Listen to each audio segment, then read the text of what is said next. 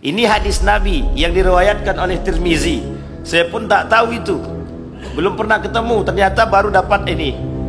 Apa kata Nabi? Akan muncul kelak di akhir zaman suami-suami takut istri. Oh, itu sudah terjadi itu, bukan terjadi lagi itu. Sedang asik duduk minum kopi, bang balik. Wah, cerita yang paling unik lagi, ketika orang tuanya minta duit, dia harus izin sama istrinya dulu. Bentar ya bu, saya izin sama istri saya dulu, saya tanya dulu. Astagfirullah. Apa kata istrinya? Kebutuhan rumah tangga kita aja belum cukup bang, apa mau ngasih mak abang pula? Nah, itu kadang memberi ibu kandung itu dipertanyakan. Kita ini anak laki-laki itu punya tanggung jawab kepada kedua orang tua kita. Nah, kelak di akhir zaman kata Nabi akan muncul laki-laki yang kemudian kedurhakaannya itu kepada orang tuanya disebabkan karena istrinya, disebabkan karena ketakutan dia kepada istrinya. Ini orang lain baik sama orang lain, baiknya bukan main. Sama orang tua minta ampun, pelitnya na'udzubillah. Tenang, ditraktirnya, kawan-kawannya makan ditraktirnya. Orang tuanya minta duit 10.000 pun susah.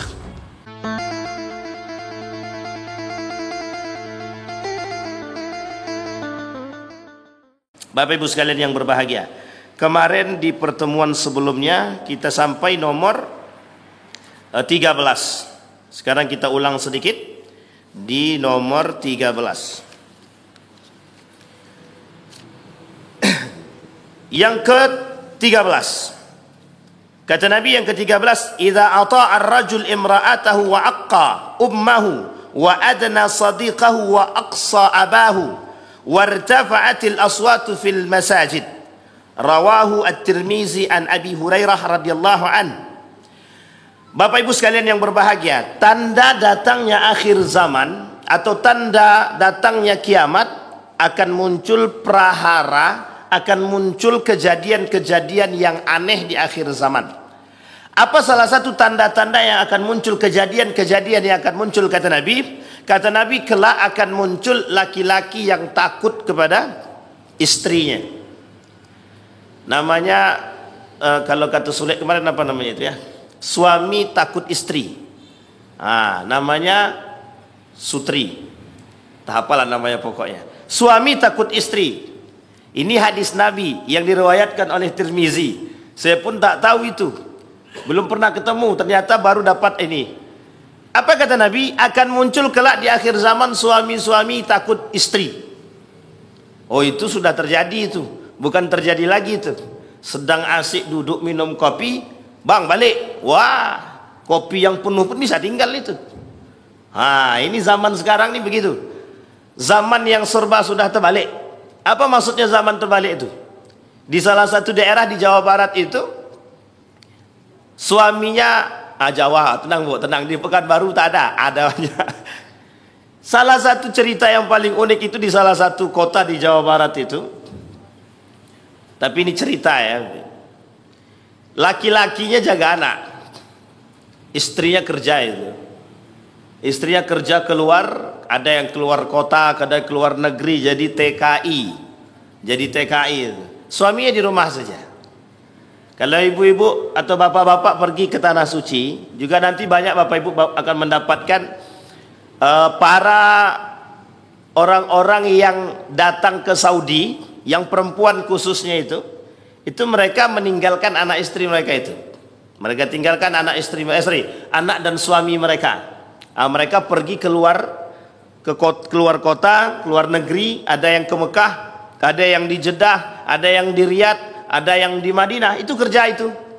Kerja, ada yang jadi mutawifah, ada yang kemudian jadi petugas travel, kerjasama dengan travel cuma untuk mencari. Itu kalau kita tanya, itu mereka punya anak itu. Ada yang punya anaknya 2, ada yang 3, ada yang 1, ada yang belum pernah pulang 10 tahun, belum pernah jenguk orang tua anaknya. Ini zaman. Sebenarnya yang punya kewajiban kerja siapa? Laki-laki. Perempuan tak ada kewajiban untuk bekerja. Tapi laki-laki kami pemalas, Ustaz. Ini tidak mungkin disampaikan. Ini tidak mungkin disampaikan ini. Ini aib bagi laki-laki. Oh, kalau ada ibu-ibu menceritakan aibnya suaminya kepada yang lain, wah itu calon penghuni itu. Tidak boleh kita menceritakan aib daripada suami kepada siapapun. Suami aku nggak kerja, tutupi, jangan sampai orang tahu. Karena kalau tetangga tahu atau siapapun yang tahu kalau suami kita tak kerja, habis dah tuh. Dicaci maki orang, direndahkan orang, itu sudah biasa. Baik, kembali pada poin tadi. Idza ata'a ar-rajul imra'atahu wa aqqa walidayh. Kelak di akhir zaman kata Nabi akan muncul laki-laki yang patuh kepada istrinya. Kemudian kepatuhannya terhadap istrinya menyebabkan kedurhakaannya terhadap orang tuanya. Ndak balik tahun ini nak, ndak. Ini kebetulan mertua mau hajatan. Sudah 3 tahun kau tak balik, kata maknya. Iya mak, insyaAllah lah, mudah-mudahan tahun depan balik lagi. Tahun ini tak jadi balik. Tahun depannya ditunggu sama maknya lagi. Ada pula alasan lagi. Inilah kadang-kadang kondisi kita saat ini. Laki-laki bukan lagi menjadi orang yang dipegang oleh keluarga, tapi justru dipegang kepalanya oleh istrinya. Ibu-ibu jangan tersinggung. Ini keadaan aja ibu, jangan tersinggung. Begitulah keadaan kita. Kalau dah istri ngomong, oh maaf orang rumah lagi ini, cepat balik, hilang cerita. Tapi kalau orang tua, kita masih berpikir, nanti kalau aku balik, anakku sekolah bagaimana? Orang tua istriku bagaimana? Habis. Ini kondisi kita saat ini.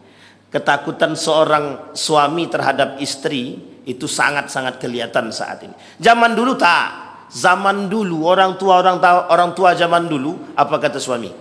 Karena mereka tahu suami itulah imam mereka yang harus mereka dengar. Kalau sekarang terbalik. Apalagi kalau sekarang nih perempuan sudah boleh kerja tuh, naik tuh. Naik semuanya naik.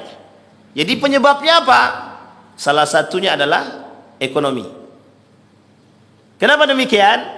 Karena banyak perempuan yang merasa ketika mereka sudah punya penghasilan, oh mohon maaf, kalau kau tak mau ikut aku tak masalah. Aku dah kaya, aku punya duit. Aku bisa lakukan apapun. Aku cari 10 laki-laki pun bisa. Kenapa dia pandai bersolek? Inilah akibat kalau rumah tangga tidak dibumbui dengan agama, dengan nilai-nilai agama, susah. Cerita yang paling unik lagi, ketika orang tuanya minta duit, dia harus izin sama istrinya dulu. Bentar ya bu, saya izin sama istri saya dulu, saya tanya dulu. Astagfirullah. Apa kata istrinya? Kebutuhan rumah tangga kita aja belum cukup, bang apa mau ngasih mak abang pula? Itu kadang-kadang. Kadang memberi ibu kandung itu dipertanyakan. Kita ini anak laki-laki itu punya tanggung jawab. Punya tanggung jawab kepada kedua orang tua kita. Punya tanggung jawab. Kedurhakaan kita terhadap orang tua menyebabkan tidak baiknya rumah tangga. Bapak ibu sekalian yang berbahagia, kalau ada rumah tangga yang sedang tidak baik-baik, carut marut dia, coba lihat kondisi dia dengan orang tuanya dulu. Itu yang pertama kali dilihat. Kalau kondisi dia dengan orang tuanya baik, kemudian rumah tangganya masih carut marut, itu mungkin ada hal yang lain. Tapi kalau kondisi dia dengan orang tua dia baik, biasanya jarang rumah tangga itu hancur, tuh jarang. Jarang. Sangat jarang sekali kita temukan rumah tangga itu rusak karena kedurhakaan karena berbaktinya seorang anak kepada orang tua. Jarang. Hanya ada di dalam film dan itu cuma ada di Indosiar. Serius itu. Tidak ada lagi di film yang lain itu. Tetapi kalaulah dia durhaka dengan orang tua, kedurhakaannya terhadap orang tua itu akan menyebabkan semua perbuatannya, baik pekerjaannya, rumah tangganya, hartanya dan lain sebagainya, itu akan berkurang sedikit demi sedikit keberkahannya, bahkan seisi-isinya. Kenapa? Karena kedurhakaan daripada orang tua. Satu cerita yang sangat masyhur itu, seorang pemuda baik bisnisnya, baik dari istrinya, suaminya, baik penghasilannya, bagus, banyak. Suatu ketika terjadilah satu clash antara dia dan orang tuanya. Mungkin ibunya kecewa. Karena ibunya sedikit kecewa, yang terjadi perlahan daripada rumah tangga yang tadi baiknya itu. Anaknya bagus, sekolah semua, itu berkurang sedikit demi sedikit. Satu persatu Allah tarik. Mulai dari hartanya, mobilnya kecelakaan, bisnisnya hancur, anaknya tak sekolah, kemudian terjadi perselisihan dalam rumah tangga yang mengakibatkan hampir terjadi perceraian. Sampai 4 tahun dia datang kepada salah seorang guru, kalau bahasa kita alim. Apa kata dia kepada alim? Saya sudah 4 tahun dilanda musibah rumah tangga, baik dari segi ekonomi, keluarga dan lain sebagainya. Apa kata guru tadi? Pernah tidak kau menyakiti hati orang tuamu sekali saja selama 4 tahun sebelum 4 tahun itu? Dipikir-pikirnya. Pernah 1 kali. Datang ke rumah orang tuamu, minta maaf, bersujud ke sana. Ternyata selama itu, selama dia punya kelas dengan orang tuanya, selama 4 tahun dia tak pernah datang ke rumah orang tuanya. Allah tarik itu keberkahan. Nah, kelak di akhir zaman, kata Nabi, akan muncul laki-laki yang kemudian kedurhakaannya itu kepada orang tuanya disebabkan karena istrinya. Disebabkan karena ketakutan dia kepada istrinya. Padahal terkadang ada istri yang mendukung perbuatan baik seorang suami kepada orang tua. Tapi karena ketakutan seorang suami kepada istri tadi, ini berlebihan pula. Ada pak, istrinya baik-baik saja, bahkan istrinya mendukung suaminya berbuat baik kepada orang tuanya. Tapi karena kecintaan seorang suami terhadap istri mungkin berlebihan, sehingga yang terjadi sebaliknya. Nah, Bapak Ibu sekalian yang berbahagia, terkhusus buat ibu-ibu, apapun yang dilakukan oleh seorang suami untuk ibu kandungnya, ibu-ibu adalah orang yang nomor 2 setelah ibunya. Jadi jangan pernah jadikan kita nomor 1, jadikan ibunya nomor 1. Hendaknya suami juga begitu. Ajarkan istri kita untuk menjadikan orang tuanya adalah orang yang paling disegani setelah orang tua kita. Ini penting. Kadang-kadang ego laki-laki ini tinggi pula. Kau hormati dulu orang tuaku, pokoknya orang tuaku nomor 1. Ini tidak betul juga begitu. Kedua-duanya itu penting, baik dari segi orang tua laki-laki dan perempuan, itu penting. Ada juga seorang istri jadi durhaka kepada ibunya hanya karena suaminya.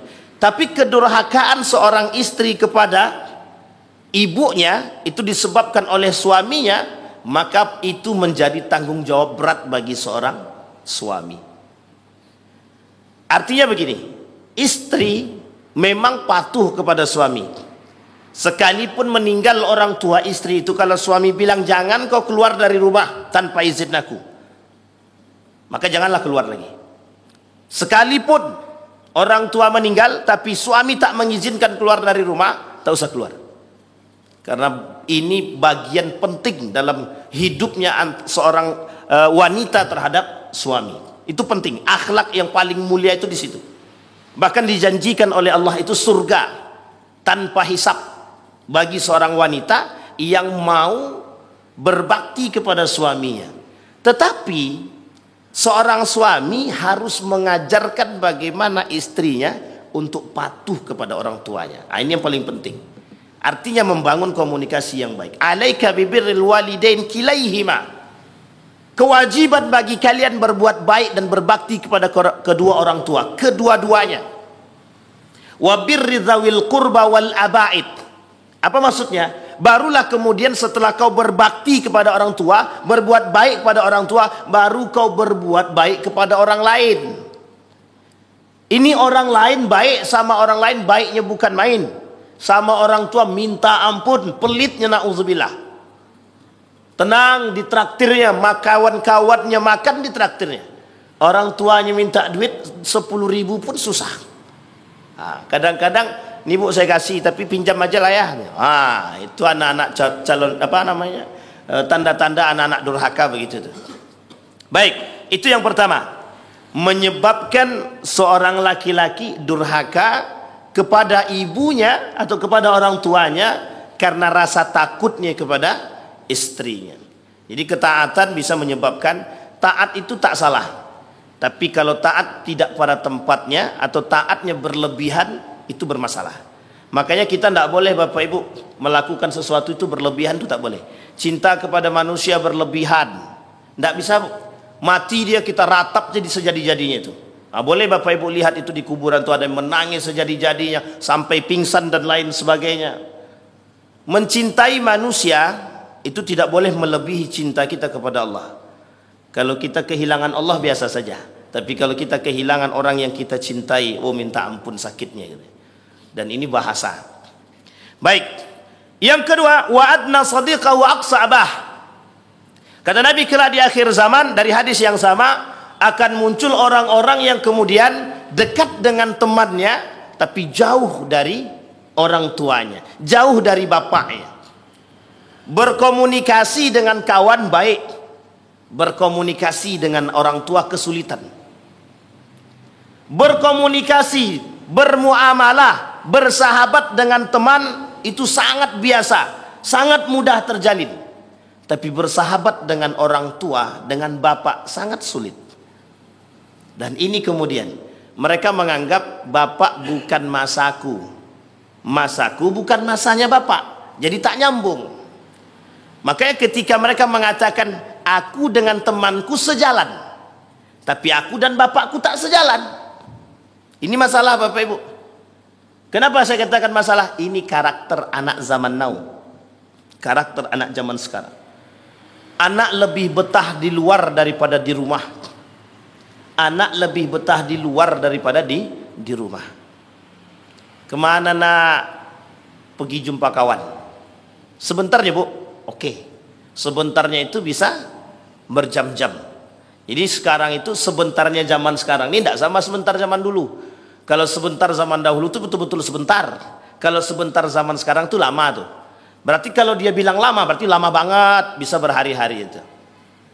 Dan ini yang terjadi satu ketika beberapa hari yang lalu itu, tidak pandai berkomunikasi. Seorang pemuda, anak-anak tak pandai berkomunikasi dengan bapaknya. Jadi di rumah tuh anteng, diam. Anak dan bapak tak ada komunikasi. Saya bilang, wah ini rumah nih perlu diruqyah. Entah rumahnya diruqyah atau semuanya perlu diruqyah. Seisi-isinya sekalian. Rumahnya, orangnya perlu kita ruqyah. Bayangkan Bapak Ibu ketika anak di rumah, bapak di rumah, bapak ibu di rumah, tidak ada komunikasi sama sekali. Atau kalau komunikasi seperlunya saja, ketika perlunya saja. Kira-kira rumah itu seperti apa rasanya? Bagi anak, kalau rumah itu tidak ada komunikasi antara anak dan orang tua, itu bagi anak-anak, mohon maaf itu, memang menjadikan pelariannya tempat kawan-kawannya. Bosan di rumah. Sehingga dia keluar rumah. Ketika dia keluar rumah, dia cari kawan.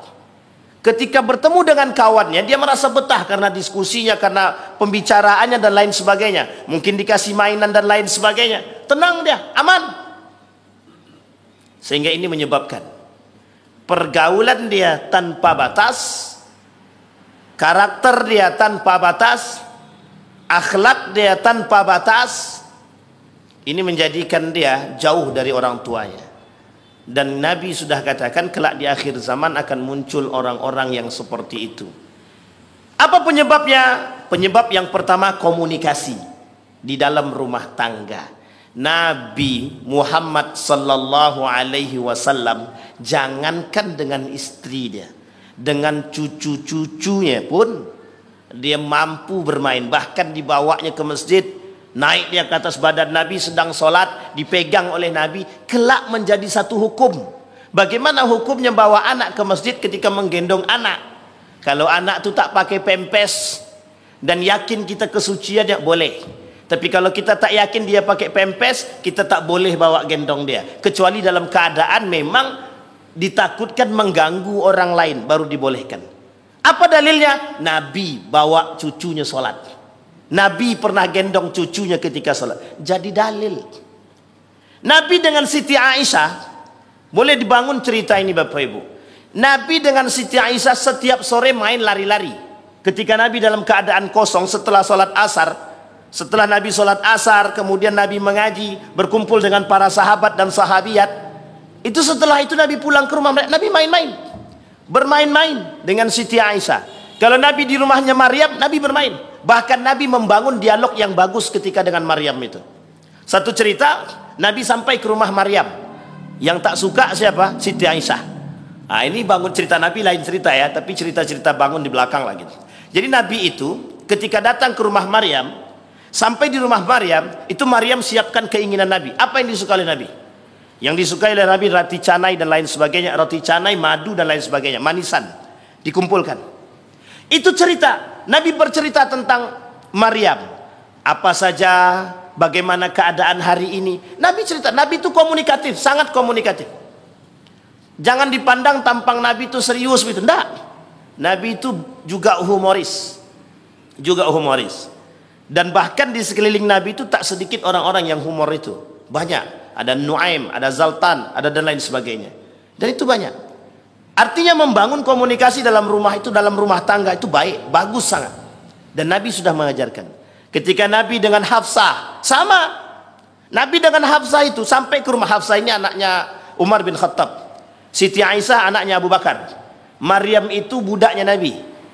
Jadi Nabi punya anak 7. Satu dari istri dia yang bernama Maryam. Yang Maryam itu budaknya baginda Nabi dari Mesir. 6-nya lagi itu dari Siti Khadijah. Dari perempuan yang lain tak ada satupun anak Nabi, kecuali anak angkat. Kalau anak angkat ya, Nabi punya anak angkat banyak. Anak angkat itu dari istri-istri dia yang diangkat oleh Nabi ketika Nabi menikahi ibunya. Tapi anak asli Nabi cuma 7. 6 dari Siti Khadijah, 1 daripada Siti Maryam. Yang lainnya tak ada. Siti Hafsah tak ada, Zainab tak ada. Kemudian Aisyah tak ada. Banyak istri Nabi itu 9. Dari 9 itu cuma 2 yang ada. Nah, bayangkan Bapak. Dan Nabi sekalipun tidak diberikan keturunan dari jalur yang lain, tapi Nabi membangun komunikasi yang baik. Sampai-sampai istri Nabi itu, salah satu di antara istri Nabi pernah cemburu ketika Nabi di rumah si A, kok bagus sekali komunikasinya gitu. Sebenarnya bukan itu. Karena ketika Nabi sampai di rumah dia, komunikasi mereka yang dijadikan lawan komunikasi oleh Nabi ini kurang baik. Jadi di sini harus paham Bapak Ibu. Komunikasi rumah tangga itu penting, sangat penting untuk membangun suasana. Yang pertama. Yang kedua, mengapa anak jauh daripada bapak? Bisa jadi karena bapaknya mungkin marah-marah, capek anak itu tadi. Yang ketiga, bisa jadi di rumah itu tidak ada terbangun nilai-nilai agama. Bisa jadi Pak, rumah itu bukan diisi oleh malaikat, diisi oleh setan. Kalau dah diisi oleh setan, bawaannya hawanya panas saja. Yang paling berbahaya yang keempat. Kenapa? Anak-anak sudah merasa nyaman dengan lingkungannya. Apa yang mereka terima di lingkungan mereka? 1, pergaulan mereka sudah bebas. Ketika pergaulan bebas, mereka sudah menikmati. Yang kedua, adanya HP. Wong di dalam rumah saja tak ada komunikasi, asal ada HP. Anak di dalam kamar, bapak di dalam kamar, ibu di dalam kamar. Di tengah-tengah setan. Di ruang tamunya tak ada orang. Anak tak ada komunikasi dengan bapak, bapak tak ada komunikasi dengan anak. Dan itu bertahan berjam-jam. Nah, ini yang masalah kita. Anak dibiarkan main game online, judi online dan lain sebagainya. Dulu game online-nya pakai internet, artinya di warnet. Sekarang enggak, sudah ada game online di HP. Nah, ini musilah kita hari ini, masalah kita. Jadi banyak pengaruhnya. Nah, yang terakhir, pengaruh yang paling besar lagi kata Imam Al-Ghazali, lingkungan. Lingkungan itu sangat-sangat berpengaruh terhadap perubahan karakter seseorang. Orang alim bertemu dengan lingkungan yang tidak alim, hari pertama dia kuat, ketiga dia kuat, kelima dia kuat. Kalau sudah 1 tahun dia tinggal di situ, agak berat sedikit nampaknya. Ini penting Bapak Ibu, apalagi yang tak kuat iman. Baik, itu yang kedua dalam hadis tersebut. Yang ketiga, wartafatil aswat fil masajid. Ini yang ngomong Nabi, bukan saya. Wartafa'atil aswat fil masajid. Akan muncul golongan-golongan yang saling mengangkat suara dalam masjid. Ini bahasa terjemahannya. Sekarang saya terjemahkan dalam bahasa pemahaman para ulama. Kata para ulama, apa yang dimaksud dengan mengangkat suara di dalam masjid? Yang pertama, orang-orang di dalam masjid berselisih paham. Satu, terjadinya perselisihan antara satu dengan yang lain di dalam masjid. Di dalam masjid. Yang kedua, terjadinya perebutan kekuasaan di dalam masjid. Sehingga ketika rapat tahan angkat-angkat suara. Pokoknya golonganku wajib jadi ketua masjid. Pokoknya golongan ini wajib jadi ketua masjid. Kan muskilah nih Pak. Masalah kita banyak nih. Masalah masjid. Masjid bukan tempat mencari duit. Masjid bukan tempat untuk mencari wibawa. Masjid tempat kita untuk membangun ibadah dan ketakwaan. Dari ketakwaan itu, you dapat dunia, you dapat wibawa. Bukan mencari wibawa di dalam masjid. Ini rela berantem di dalam masjid. Di dalam masjid. Bisa lempar-lemparan, bisa pukul-pukulan. Di dalam masjid. Tidak malu kita. Harus malu kita. Ini masalah kita hari ini. Saling merebut antara satu dan yang lain. Apa jabatan masjid itu? Emang ketua masjid digaji? Oh, atau pengen mencari kepentingan di masjid itu? Ah, ini dia. Yang harus kita perhatikan. Orang sudah berpikir bagaimana masjid itu rame, dia masih berpikir bagaimana mencari jabatan di dalam masjid. Karena tak dapat ketua RT, saya carilah ketua masjid. Kadang-kadang harus kita pahami betul. Itu yang kedua. Yang pertama perselisihan. Yang kedua perebutan. Yang ketiga, terjadinya permusuhan disebabkan karena perbedaan. Berantem di dalam masjid karena perbedaan. Yang sholat di depan sini, di sop pertama, itu tidak ada kemuliaannya bagi orang khusus, tidak ada. Siapapun yang datang, duduk di depan. Terserah, kalau kosong isi dulu depan. Mau wakil bupati, gubernur kek datang belakangan, di belakang. Tidak usah tunggu-tunggu. Nanti gubernur mau datang, dikasih tempat paling depan. Kalau sudah waktunya masuk, dan memang sudah saatnya sholat, gubernur yang datang suruh belakang. Tidak ada haknya dia untuk duduk di depan. Jangan dimuliakan. Yang berhak memuliakan kita itu adalah Allah. Itu tergantung. Kemuliaan seseorang itu tergantung kepada tingkat keimanan. Kalau mau dimuliakan, datang nomor satu. Kalau bisa azan sekalian, imam sekalian. Ini sudah datang paling belakang, ditunggu pula lagi. Sampai molor kadang-kadang sampai 10 menit, 20 menit menunggu dia saja. Ini kadang berlebihan kita itu. Terlalu berlebihan. Mau pejabat kek siapapun dia. Kalau terlambat, dia terlambat. Masbuk ya masbuk. Biarkan sesuaikan dengan kondisinya. Saf ini Bapak Ibu diisi oleh umat muslim. Bukan diisi oleh golongan tertentu. Tidak ada nih kursi. Ini tempat Pak Bupati, Wakil Bupati, Mantan Bupati, Mantan Sekda, anggota Dewan. Terus yang lain di belakang begitu. Sampai di sini paham ya Bapak Ibu ya. Itu yang menyebabkan perselisihan. Itu yang menyebabkan permusuhan. Karena muncul perbedaan-perbedaan. Masjid bukan punya pribadi. Masjid itu rumah Allah. Baitullah. Siapapun berhak. Dan kita tak berhak menghakimi siapa-siapa. Dulu ada namanya LDII. Masuk masjid, kaki kita yang bukan golongan mereka, masjid itu dipel. Jadi saking terhinanya kita, dianggap najis. Jadi kita tidak bisa masuk masjid mereka itu. Saya pernah itu, pengalaman itu. Masuk ke dalam masjid, keluar masjid, di depan mata kita dipelnya. La haula wala quwata illa billah. Ini mau mati di dalam masjid itu sekali. Nanti kuburan dia dibuat di dalam masjid itu. Sampai di sini paham ya Bapak Ibu ya. Jangan jadikan perbedaan itu. Dan itu menjadi musilah bagi kita Bapak Ibu. Menjadi masalah kita hari ini. Terlalu banyak orang-orang yang kemudian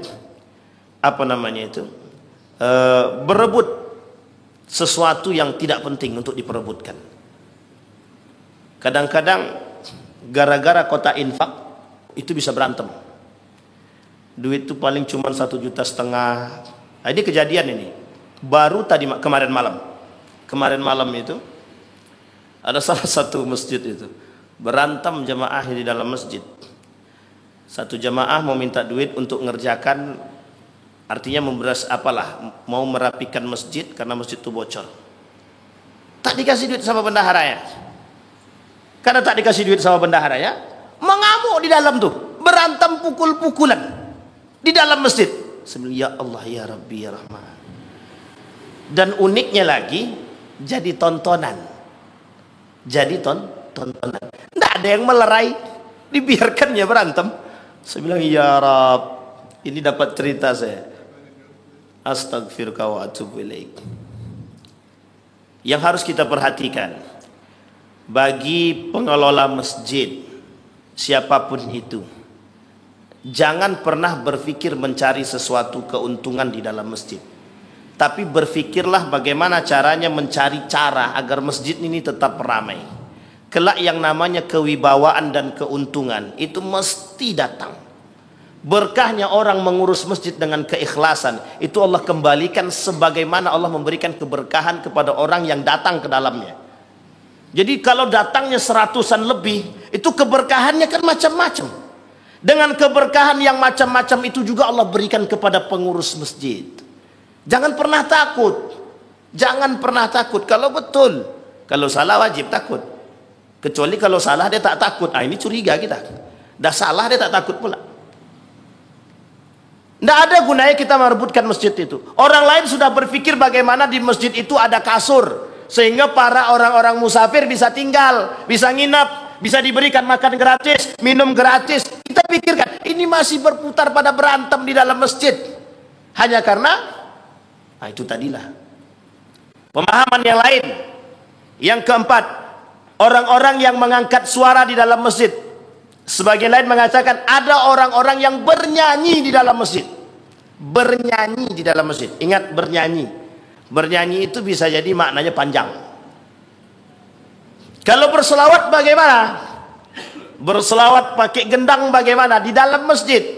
Saya termasuk orang yang tidak setuju kalau ada bergendang di dalam masjid. Bagi saya itu hukumnya makruh. Sekalipun ada yang mengatakan mubah. Tapi bagi saya bergendang di dalam masjid tak baik.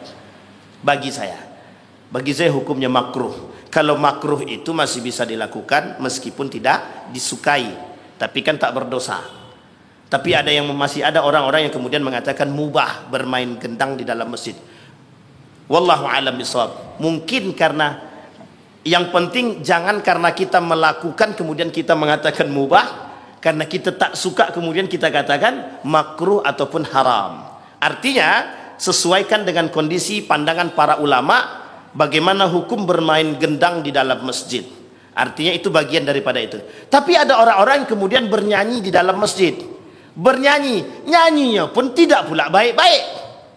Selimut tetangga, kucing garong, poco-poco, itu nyanyi di dalam masjid, ngangkat suara. Nah, ini masalah kita hari ini. Baik, itu yang ke-13. Kemudian yang ke-14. Ini yang ke-14 ini kasus lagi tenar soalnya, tapi ini kemudian kita tidak usah terlalu panjang kita jelaskan. Kata Nabi yang nomor 14, kelak di akhir zaman, idza zaharat al-qainat. Qainat, al-qainatu artinya biduan. Ini dah banyak. Kalau biduan ini kan dah paham Bapak Ibu ya. Penonton biduan itu mesti lebih banyak yang daripada penonton imam masjid kita. Bapak buat lomba di sini, lomba tahfidzul Quran. Di sampingnya itu lomba karaoke. Bayangkan pengikutnya lebih banyak lomba karaoke atau lomba tahfidzul Quran. Apalagi kalau lomba karaoke-nya itu diundanglah siapa namanya itu? Biduan-biduan itu. Ayu Ting Ting. Coba Bapak Ibu bayangkan. Dan ini Nabi yang mengatakan, Nabi dalam hadisnya kata Nabi, hadis ini dianggap hasan karena ada sebagian yang meriwayatkan dari Imam At-Tirmizi. Kemudian hadis ini juga dianggap dhaif karena banyak yang mengatakan tidak ada jalurnya. Tapi diperkuat oleh Imam At-Tirmizi dalam Sunan At-Tirmizi itu. Oleh kata Imam At-Tirmizi, hadis ini termasuk hadis yang hasan, dihasankan. Apa kata Nabi? Kata Nabi, idza zaharat al-qainat wal ma'azif. Nanti kelak di akhir zaman akan muncul namanya pesta fora dengan mengundang para biduan-biduan. Sekarang sudah kita tak asing lah. Ada namanya koplo, ada namanya dangdutan, dan lain sebagainya lah. Yang menjadi masalah adalah bukan masalah itunya. Yang menjadi masalah bagi kita adalah betapa banyaknya di situ, mohon maaf, jangan ada yang tersinggung, perempuan-perempuan berjoget dengan pakaian-pakaian tidak senonoh. Bahkan mohon maaf betul, memang sengaja dibuat begitu biar banyak pendukungnya, biar banyak yang melihat. Sekarang logika kita lihat sekarang Bapak Ibu, ada foto perempuan tak pakai baju, atau mohon maaf bertelanjang dada kalau bahasa kitanya. Itu kalau diposting saja, itu yang komen banyak. Banyak sekali yang komen. Cuman komen doang. Bagaimana kalau itu betulan? Jelas lebih banyak. Sekarang boleh lihatlah orang-orang yang bernyanyi dengan lagu-lagu yang tidak mendidik sama sekali. Saya katakan lagu-lagu itu yang dinyanyikan tidak mendidik sama sekali. Tapi mohon maaf, dinikmati oleh sebagian kalangan-kalangan, termasuk umat muslim itu sendiri. Bahkan ada sebagian golongan yang mohon maaf mendukung acara-acara demikian. DJ, kadang-kadang DJ-nya perempuan, pakai celana pendek, pakai kutang, nggak pakai apa-apa. Ya Allah ya Rabbi, saya bilang itu mengundang itu. Jadi jangan salah, mohon maaf, jangan salah. Kalau suatu ketika Allah menurunkan bala, menurunkan azab, menurunkan cobaan, nanti ada dalam hadis ini juga. Kenapa kok kejadian-kejadian itu besar, kejadian-kejadian besar itu muncul berurutan tawalli, alat tawalli sering terjadi? Bisa disebabkan karena kemaksiatan yang kemudian terang-terangan. Kemaksiatan yang dilakukan oleh manusia terang-terangan. Tidak ada lagi sembunyi-sembunyi sekarang. Dan itu juga ada dalam hadis nanti. Dalam hadis ini juga, dalam 30 tanda akhir zaman itu ada nanti disampaikan oleh Syekh Hashim Al-Asy'ari. Yang kedua, ma'azif, dipermainkannya alat musik. Nah, ini yang kemudian dijadikan perdebatan oleh para ulama. Ma'azif, musik. Ada yang pro, ada yang kontra. Kalau pro dan kontra pada aspek sebab, yang kemudian pada aspek itu mereka berikhtilaf, tak ada masalah. Tapi yang menjadi masalah adalah ada unsur di belakang itu untuk saling menjatuhkan, untuk saling mencaci, bahkan harus sampai mentakfiri. Ini yang muskilah. Masalah besar itu.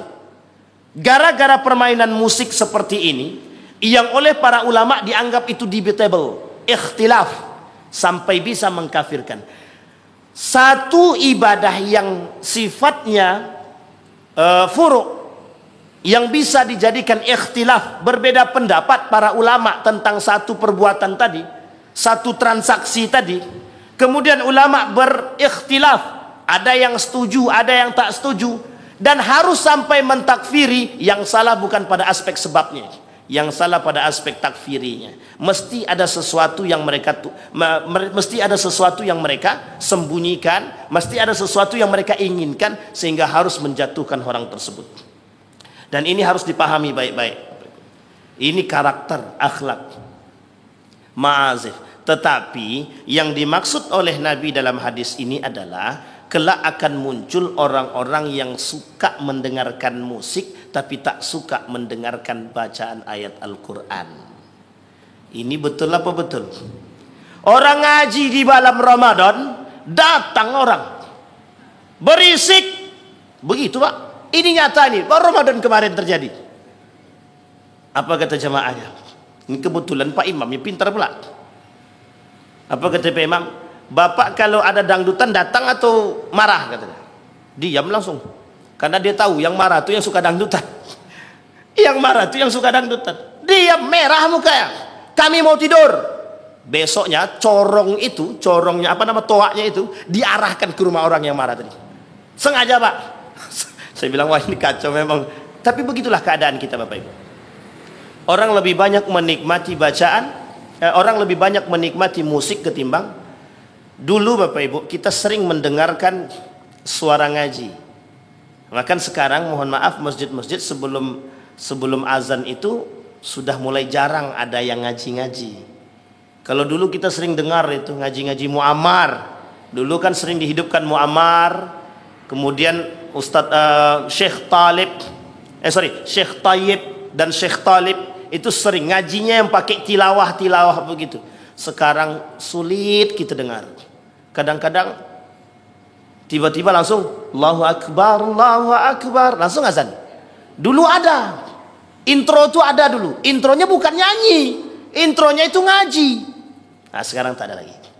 Tiap tahun bahkan kita selalu mengadakan lomba tilawah. Selalu mengadakan lomba tilawah. Mengapa di masjid-masjid sebelum azan itu tidak ada yang tilawah lagi? Tapi lomba tilawahnya terus. Lombanya saja. Tapi kebiasaan itu mulai kita berdoa mudah-mudahan kelak itu kebiasaan kembali diangkat. Dulu maghrib mengaji. Sampai saat ini masih ada, alhamdulillah. Cuman tak semasif dulu gerakan pertama, biasa. Pertama semangat gerakan maghrib mengaji. Kemudian mulai akhir-akhir. Tapi ingatlah Bapak Ibu sekalian yang berbahagia, wajib Bapak Ibu ingat, semakin banyak gerakan-gerakan keislaman yang baik yang kita bangun, maka akan semakin banyak pula orang-orang yang tidak suka dengan gerakan-gerakan demikian. Itu sudah permainannya begitu. Nah, ini ada bikir subuh kita di sini. Ada gerakan subuh. Dulu tak ada gerakan subuh. Sekarang sudah banyak gerakan subuh. Ada gerakan subuh GSSB, ada bikir subuh, ada pokoknya subuh lah. Asal sholat aja tidak masalah. Jangan buat gerakan tapi tak sholat subuh. Ini masalah Pak. Semangatnya minta ampun buat gerakan subuh, tapi tak ada yang sholat. Ini muskilah. Tapi insya Allah kalau bikir subuh jelas sholat subuhnya itu. Wong sholat subuhnya sama Ustaz Abdul Somad ya kan. Baik. Wartafatil aswad. Kemudian ma'asi, mendengarkan musik, apalagi mohon maaf Bapak Ibu, apalagi sekarang ini musik mudah didengar, tidak lagi pakai kaset, tidak lagi pakai CD, dimanapun bisa kita mendengarkan musik di HP khususnya. Boleh kita cek di antara HP-HP anak muda itu, ada ndak aplikasi Quran di dalam itu? Kalaupun ada, paling tidaklah minimal punya aplikasi Quran dululah dalam HP dia. Kadang-kadang jangankan baca Quran, aplikasi Quran pun tak ada. Jadi mohon maaf kalau seandainya banyak anak-anak yang saat ini tidak bisa baca Quran. Bahkan sampai setingkat kuliah itu banyak yang tidak bisa baca Quran. Dan ini pengalaman kami pribadi. Kebetulan saya ngajar juga. Dan itu beberapa kelas bisa kita uji. Dari sekian banyak mahasiswa itu yang bisa baca Quran dengan, ya paling tidak baca Quran dululah gitu. Yang bisa baca Quran tak lebih dari 10. Tak lebih dari 10. Yang sisa-sisanya itu mohon maaf itu Al-Fatihah saja tak hafal. Al-Fatihah tak hafal. Bayangkan Bapak Ibu. Itu bukan menyedihkan, sangat menyedihkan. Bapak Ibu sekalian yang berbahagia, itu bukan peran guru saja, ingat. Perannya orang tua juga besar. Jangan peran guru saja yang dicari, yang dituntun. Anakku kenapa nggak bisa baca Quran? Bapaknya, ibunya kalau menyerahkan seutuhnya kepada guru, yang dididik guru itu tidak satu anak kita saja. Jadi peran orang tua untuk mendampingi guru dalam mendidik anak penting. Baik. Wasuribatil khumur. Dah khamar. Nah, sekarang Bapak Ibu khamar. Khamar ini tak sama dengan zaman dulu. Sudah banyak macamnya. Sekarang ada namanya nira, yang kemudian dipermentasikan atau dilamakan itu bisa memabukkan. Ada lagi namanya tua, ada lagi namanya susu fermentasi. Susu fermentasi itu mohon maaf itu kalau lama jadi yogurt. Dari yogurt tadi kalau dilamakan lagi itu akan menimbulkan gas lebih tinggi, yang minum bisa mabuk. Yang uniknya zaman dulu tak ada, zaman sekarang ada. Apa contohnya? Zaman dulu kalau minuman mau mabuk-mabukan, itu ada minuman mabuk kayak tua begitu. Kalau sekarang tak. Lem, tahu Ibu lem? Lem cap kambing itu diisap. Itulah saking tak ada kerjaannya. Diisap sampai kuat-kuat, sampai stres. Ini kadang-kadang model namanya surbul khamar, tapi bisa jadi segala sesuatu yang membuat orang mabuk, hilang akal dan lain sebagainya. Dan itu saat ini sudah banyak. Bahkan mohon maaf itu banyak toko-toko yang menjual itu minuman itu sembunyi-sembunyi. Sembunyi. Bentar lagi tidak sembunyi-sembunyi, terang-terangan. Nah, ini tolong Bapak Ibu sekalian yang berbahagia diperhatikan. Wala ana akhir hadhil ummah awwalaha. Jadi begini. Kata Nabi, kelak di akhir zaman, la ana akhiru hadhil ummah awwalaha. Kelak di akhir zaman akan muncul kelompok-kelompok yang mereka pendatang orang baru melaknat orang-orang zaman dahulu. Artinya ada orang-orang yang sekarang melaknat ulama-ulama terdahulu, orang-orang soleh terdahulu dilaknatnya. Meskipun ini tak nampak secara begitu masif, tapi sudah terjadi. Orang-orang yang kemudian saling melaknat antara satu dan yang lain, kemudian berani mereka mencela ulama-ulama terdahulu oleh orang-orang yang kemudian datang belakangan. Kata Nabi, termasuk bagian daripada tanda datangnya akhir zaman. Sampai di sini paham ya Bapak Ibu sekalian yang berbahagia? Artinya kita dihadapkan dengan kondisi-kondisi hampir mirip. Apakah betul kita sudah berada di akhir zaman ataukah kita berada di kondisi yang cukup aman? Kalau menurut saya bukan cukup aman, kita berada di kondisi akhir zaman. Kenapa demikian saya katakan? Demikian karena sudah banyak yang nampak di hadapan kita. Apakah ini kejadiannya hanya di Indonesia? Tidak. Bahkan mohon maaf, yang namanya minum khamar itu di Eropa sudah biasa. Di Eropa itu biasa sangat. Apalagi Bapak Ibu boleh datang nanti kalau ke Turki kan ada Asia, ada Eropa. Sudah Bapak Ibu boleh lihatlah.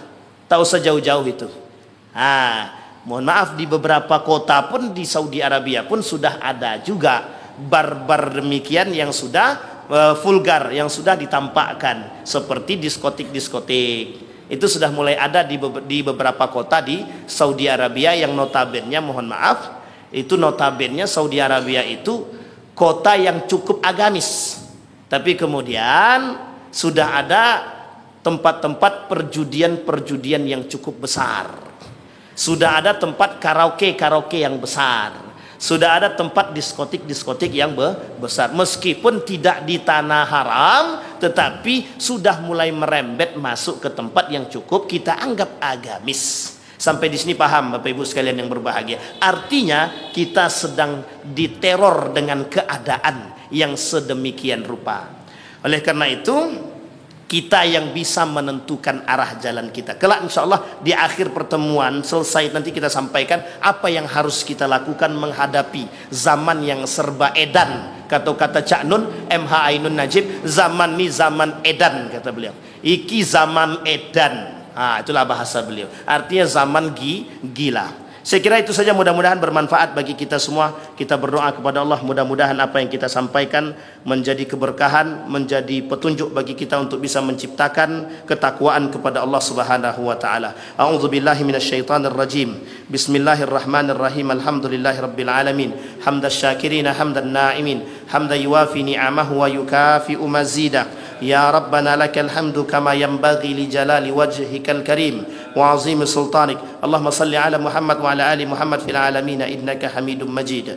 Ya Hayyun ya Qayyum ya Fattah ya Alim ya Aziz ya Ghaffar ya Rabbal alamin. Allahumma ighfir lana dhunubana wa kaffir 'anna sayyi'atina wa tawaffana ma'al abrar. Rabbana asrif 'anna 'adzaba jahannam inna 'adzabaha kana gharama innaha sa'at mustaqarra wa muqama. Allahumma jannibna min munkaratil akhlaq. Allahumma jannibna min munkaratil akhlaq. Allahumma ansur ikhwanana al-mujahidin fi Palestin wa fi Gaza wa fi Rafah. Allahumma a'inna ala dzikrika wa syukrika wa husna ibadatik.